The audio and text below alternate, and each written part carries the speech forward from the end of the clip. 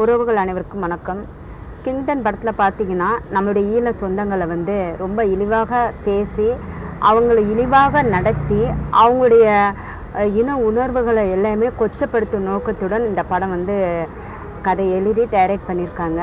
அவங்க எந்த மாதிரி மனநிலையில் இருந்தால் ஈழத்து மக்களை வந்து வண்ணம் வச்சு இந்த படம் எடுத்திருப்பாங்கன்னு நீங்கள் பார்க்குறவங்களுக்கு தெரிஞ்சிருக்கும். ஆனால் ஈழ சொந்தங்கள் என்பது யார்? நம்மளுடைய தொப்புள் கொடி, நம்மளுடைய தாயின் சொந்தங்கள். அவங்கள இந்த மாதிரி கொச்சப்படுத்தும் போது நம்ம 8 கோடி தமிழ் மக்கள் இருந்தும் நம்ம அமைதி காத்து கொண்டு இருப்பது தாங்க முதல் துரோகம். அதனால்தான் ஈழ சொந்தங்களை வந்து யார் வேண்டதாலும் என்ன வேணாலும் பேசலாங்கிற நிலைமைக்கு இங்கே வந்து நிற்கிறாங்க. ஆனால் அண்ணன் செந்தமன் சீமான் அவர்களுக்கு தெரிந்த பின்பு அறிக்கை வெளியிடுறாங்க. இப்போ 234 தொகுதியிலையுமே மனு கொடுக்கப்பட்டு பல திரையரங்குகளை வந்து படத்தை நிறுத்தி வைக்கப்பட்டிருக்கிறது.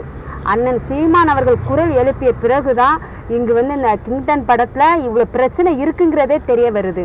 இப்போ அண்ணன் சீமான் அவர்கள் அந்த இதை பற்றி தெரியாமல் இருந்திருந்தால் இந்த படம் இன்று தமிழ்நாடு முழுவதும் ஓடி இருக்கும். நிறைய பேர் பார்த்துட்டு பாராமல் சரின்னு கையை தட்டிட்டு நீங்கள் வந்திருப்பீங்க. ஆனால் அண்ணன் சீமான் அவர்கள் கேள்விகள் எழுப்பிய பிறகு தான் அந்த படத்தோட உள்நோக்கமே எல்லாத்துக்குமே தெரிய வருது. ஒரு சில காட்சிகள் வந்து வெளியே இணையதளத்தில் வருது. சாப்பாடு போட்டுக்கிட்டே ஒரு பெண்கள் கழுத்தெல்லாம் அறுக்குறாங்க. இதெல்லாம் எப்படி நீங்கள் திரையரங்கில் போய் உட்காந்து பார்க்குறீங்கன்னு எங்களுக்கு தெரியலை. அதாவது இப்போ தமிழ்நாட்டில் ஆணவ படுகொலை வந்து அதிகமாக நடந்துட்டு இருக்குது.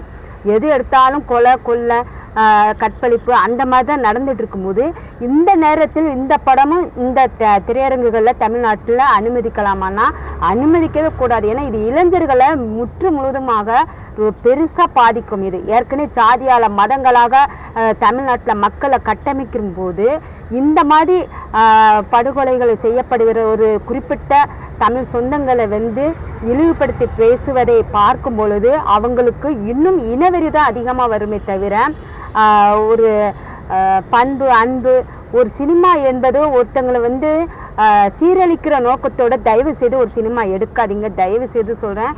இனம் என்பது எல்லாத்துக்கும் ஒரு வரலாறை கற்றுக் கொடுப்பது. அந்த வரலாறை வந்து நீங்கள் வந்து மிகப்பெரிய கேவலமாக நீங்கள் சித்தரிப்பதை நாங்கள் வன்மையாக கண்டிக்கிறோம்.